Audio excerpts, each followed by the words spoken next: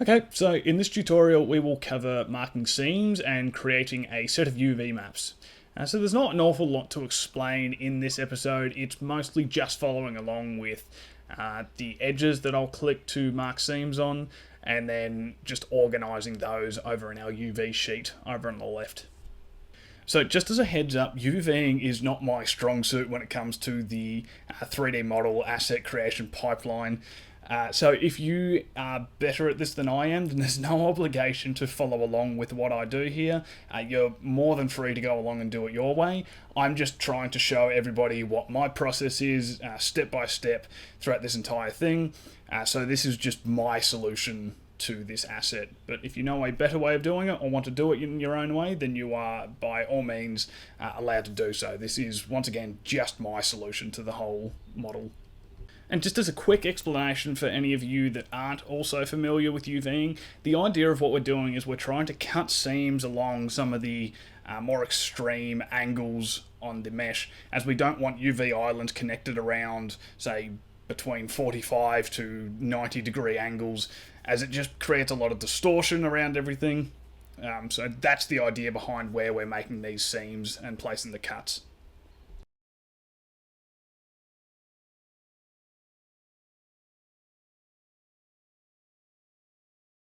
So this will be the first instance that we use text tools, and we're just going to generate a checker map just so that we can see our UVs in action on our model. I find it very handy for ensuring that we have consistent texel density across everything, and it makes it really easy to pick up on any errors or misaligned UVs along the way.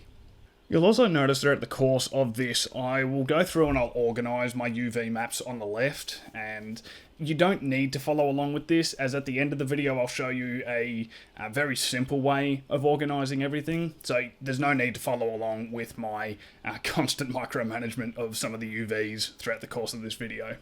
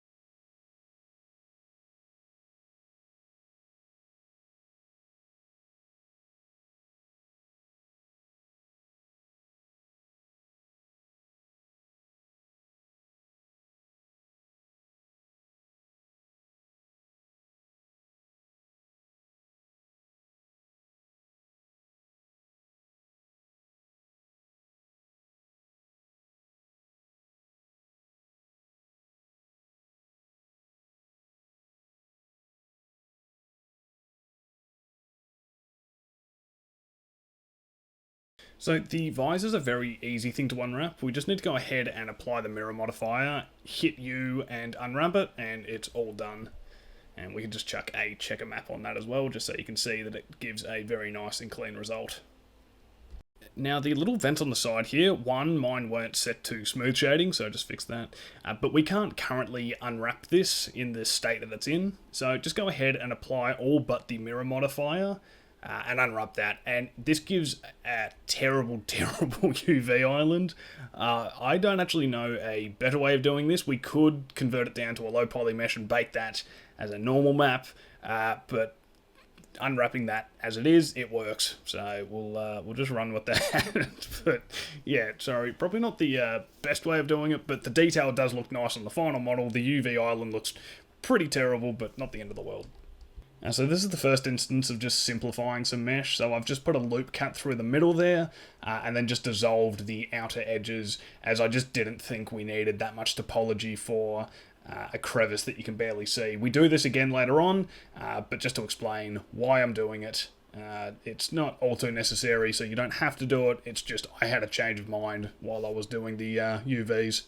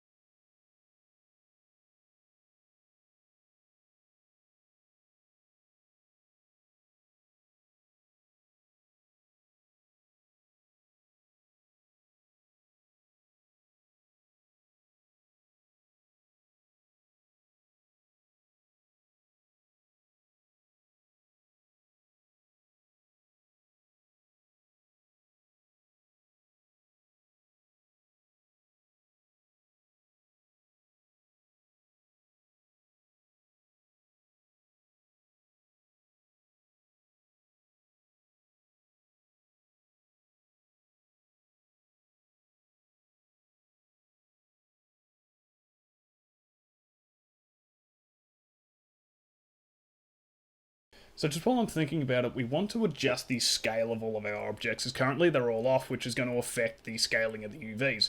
So you just want to pull up the transforms panel on the side with N, and then we can see the scale. So we want them to all be 1 across the X, Y, and Z. And just as we go to do it on the visor, it's actually going to screw up our bevels, so we just need to adjust the bevel size in our modifier to make it adjust for the new scale size that we've applied. So just after you've UV'd something, just make sure to go through and hit Control A to apply its scale, and make sure it all sits at 111, as once we join all these meshes together at the end, it will make a rather substantial difference to the way the UVs are going to work.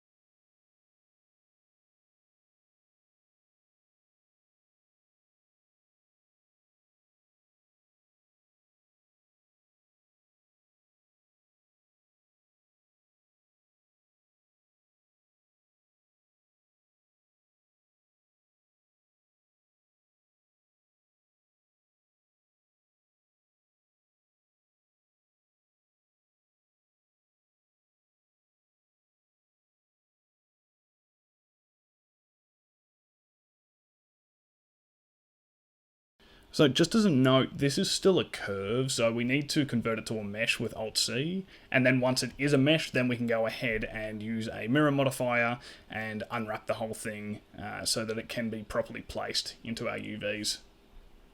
And all I'm doing here is I'm just deleting some of the faces that are going to be sitting behind that little rectangular piece, because they're just not needed.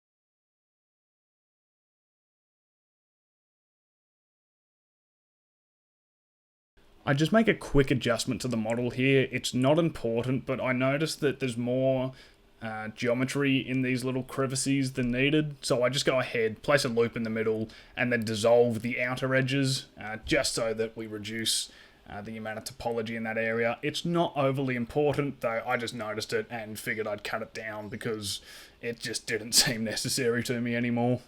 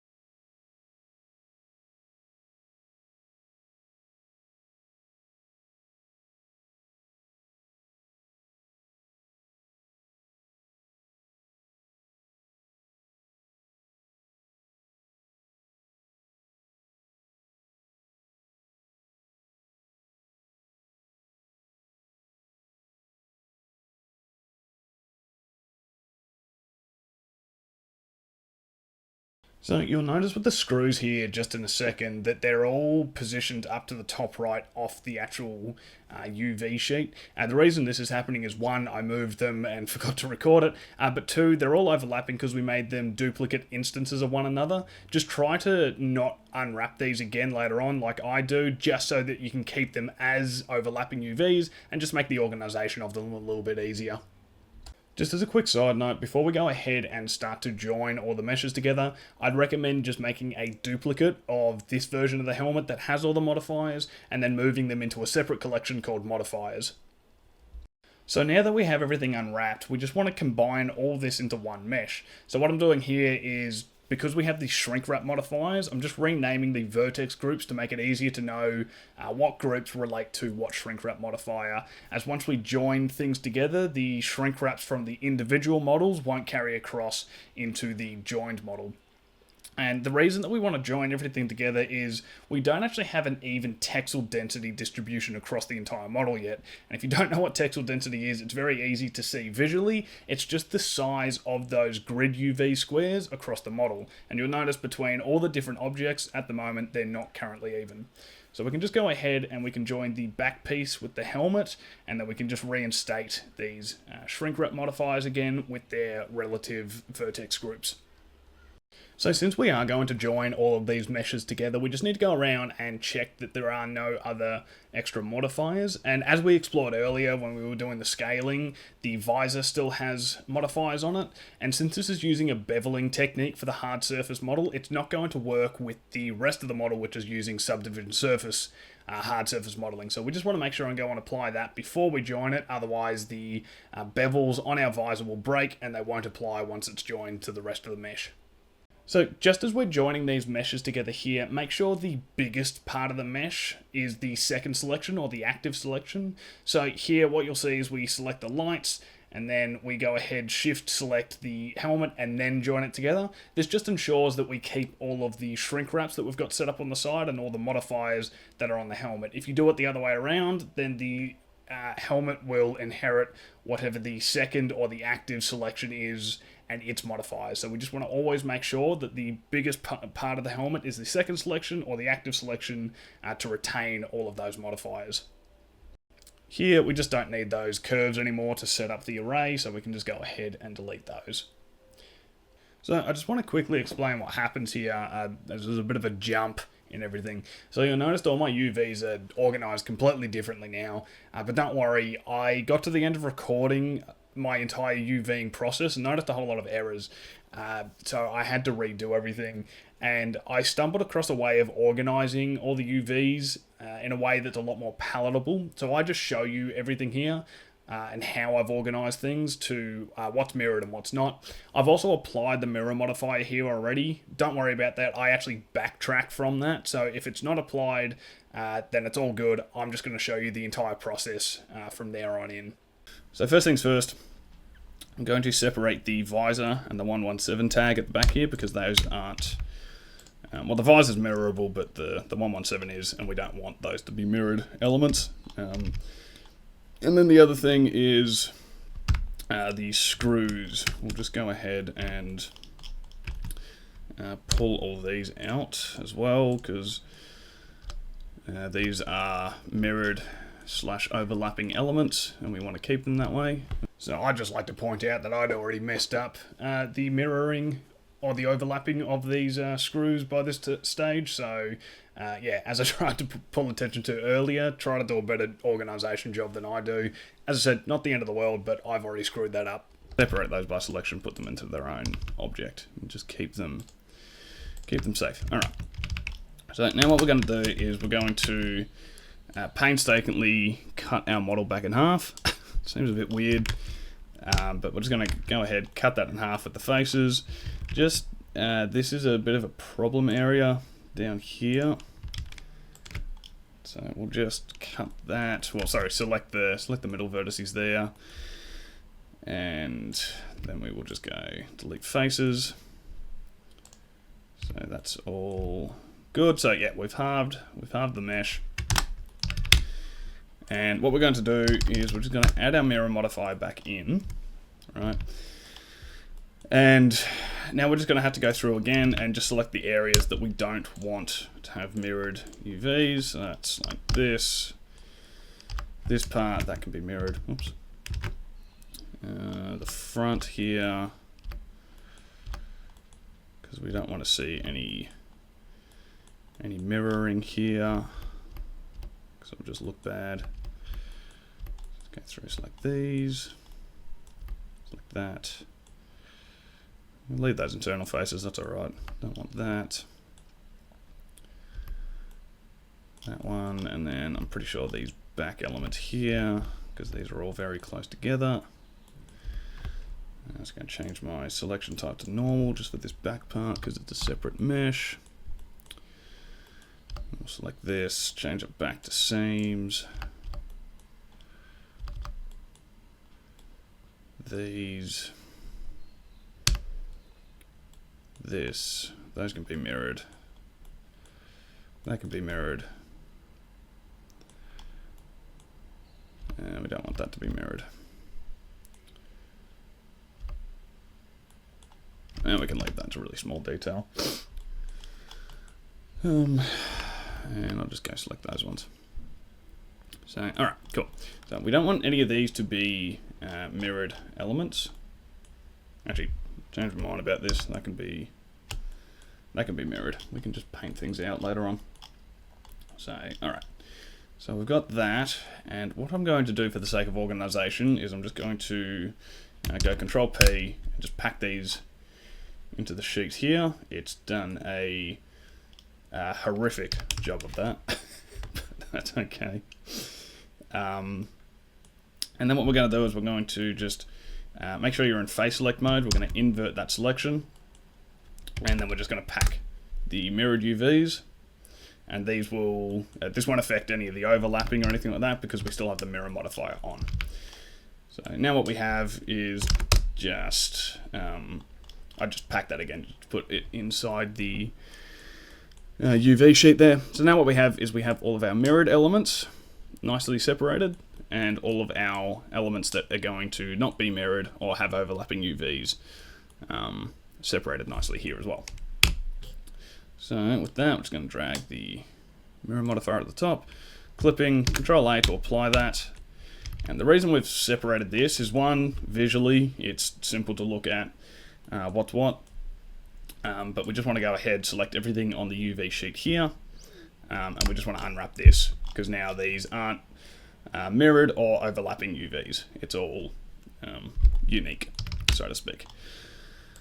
And then what we can do is we can go ahead, select these screws, select the visor and the 117 badge at the back, and then just Control J to add those back in, and then just with the link selected set to normal, because I know these are going to be overlapping with our other UVs. That's fantastic. For some reason, my screws aren't overlapping UVs anymore. That's alright, I'm not too worried about that, that's fine. Hopefully you've done a better job than I have, and you've managed to retain the overlap that we set up with doing the linked object instancing, but I'm not too concerned about it. Anyhow, so now that we've got this all nicely separated, what I'm going to do is just go ahead and press Control A to average out all of our UVs. And that's going to give a whole lot of overlapping on our main one here. You'll probably get a bit of overlap with these ones as well. But this one's going to be easier to fix up. What we're going to do here is we're just going to select all these elements over on this side, and we're just going to go Control P, just pack those in. It's going to adjust our texel density a little bit, but it's not too bad. It'll work out. And then over here, so this is the bottom right. You're rarely ever going to see this, so it doesn't need to take up this much space. Like, that's a lot of space on our UV sheet, right? So I'm just going to scale that down by half. That's pretty common practice for how I treat the underside of the helmet when I do these.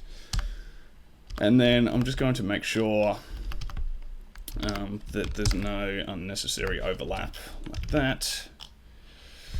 Move some of these bigger pieces will probably make it easier. So we'll just move this off to the side.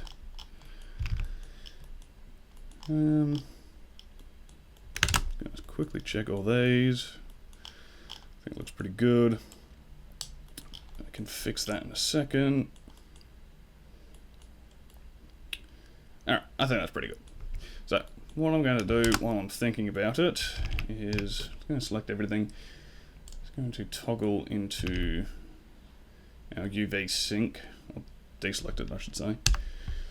And then with our UV squares, I'm just going to snap this. Kind of elongate it a fair bit, so we'll just do that and we'll scale it. Actually, we'll just do that instead, because this will be for the front, won't it? Yeah, that'll be fine. So I lost the audio for the end of this part here, but all I'm doing is just toggling between the UV sync selection and just tidying up some of the stranger UVs, just to make things pack a little bit nicer once we get to it. But you don't have to do this. It's yeah, it doesn't make a massive difference, but it'll just help a little bit just to align everything a bit more. But that wraps up doing all of our seams and creating our UV islands, and in the next episode we can go ahead and arrange all of these into a singular UV sheet, and then we can be well on our way to texturing everything. So I'll see you guys all there.